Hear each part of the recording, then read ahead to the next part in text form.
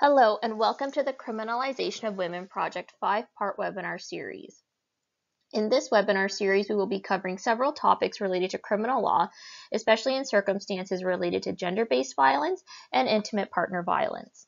More specifically, these webinars will cover what to expect when someone is initially charged and how to navigate the initial stages of their criminal matter.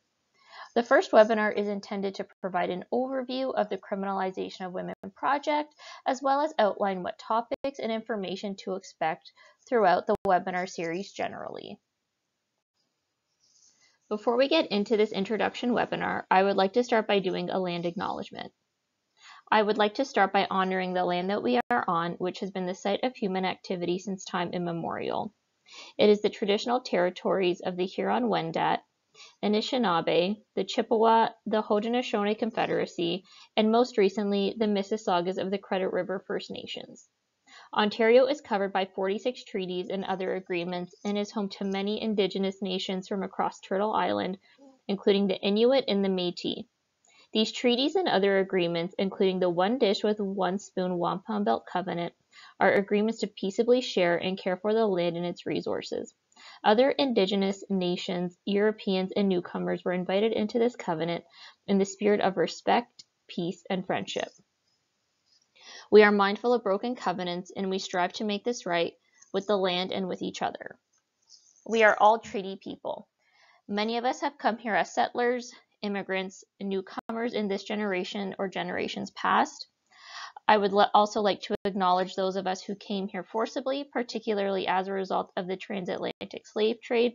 Therefore, I honor and pay tribute to the ancestors of African origin and descent.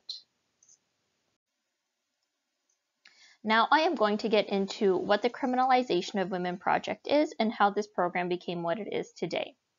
The Criminalization of Women Project was created to address a growing and alarming trend wherein survivors of gender-based violence and intimate partner violence find themselves being criminally charged while they themselves are seeking police protection from domestic and gender-based violence. The clinic was noticing an increase in the number of women and gender-diverse people reaching out to the clinic who were criminally charged in the process of seeking police protection from their abuser. Taking note that there was a significant gap in service for women and gender-diverse people in these circumstances, the clinic started the Criminalization of Women Project. Currently, the program is funded through the Law Foundation of Ontario. When a client first calls the clinic for support, they will be connected to the clinic's intake team. The intake worker will assess the client's needs and refer them to the Criminalization of Women Project if they are eligible and meet the criteria to be referred to the program. Once referred through the intake worker, the client will be scheduled for an initial consultation with the program's criminal lawyer, also known as case management counsel. This lawyer provides clients with summary legal advice, brief services, and referrals for their criminal matter. This means that the criminal lawyer from the clinic cannot represent clients on their criminal matter, nor can they attend the client's court appearances for them. The criminal lawyer for the program functions more as a guide and a resource for clients as they navigate the early stages of their criminal matter, self-represented. As was mentioned before, in order to receive support from the Criminalization of Women Project, clients must be self-represented.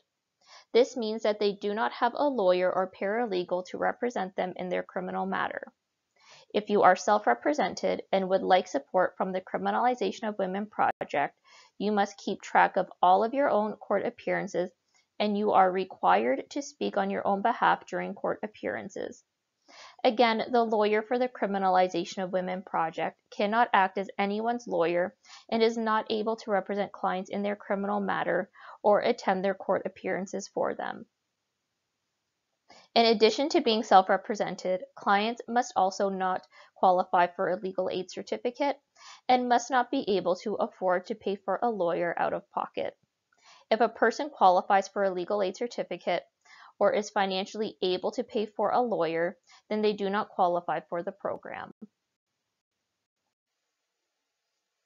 Clients get support from the Criminalization of Women Project in a few ways.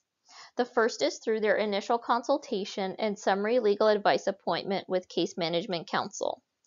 During this consultation, Case Management Counsel will assess the client's needs and provide support and referrals accordingly. Case Management Counsel will also explain what the client can expect during the initial stages of their criminal matter, especially during the first few court appearances and their disclosure. Again, Case Management Counsel is not able to represent clients in their criminal matters and cannot attend any court appearances for clients. In addition to Case Management Counsel, the program also has the support of a roster of criminal law pro bono lawyers who support with some client work. The pro bono lawyers support the Criminalization of Women project on an as-need basis and do not work for the Barbara Schleifer Clinic. Case Management Counsel facilitates referrals to the pro bono roster of criminal lawyers. Clients do not have direct access to the pro bono lawyers unless a formal referral has been made. The pro bono lawyers are also not able to represent clients in their criminal matters and cannot attend court appearances for any clients. Similar to Case Management Counsel, they act as a guide and a resource to clients in very limited circumstances. Lastly, we also provide external referrals. When the client needs additional services that the clinic does not offer or is at capacity with certain services, Case Management Counsel will facilitate appropriate external referrals to other organizations or programs that fit the client's needs. The purpose of the webinars is to offer clients and the public generally 24/7 access to trauma-informed legal information that may be able to provide them with relevant information about their criminal matter. The information provided in these webinars is for informational purposes only and does not constitute legal advice. The webinars that will be covered in this series are Foundations of Canadian Criminal Law, Bail, Partner Assault Response Program, also known as PARS, Peace Bonds, and Coercive Control. As each of these topics will be covered in extensive detail throughout the webinar series, I will not get into details about these topics at this point. As has already been discussed, these webinars are intended to be an access to justice tool for clients and the public generally.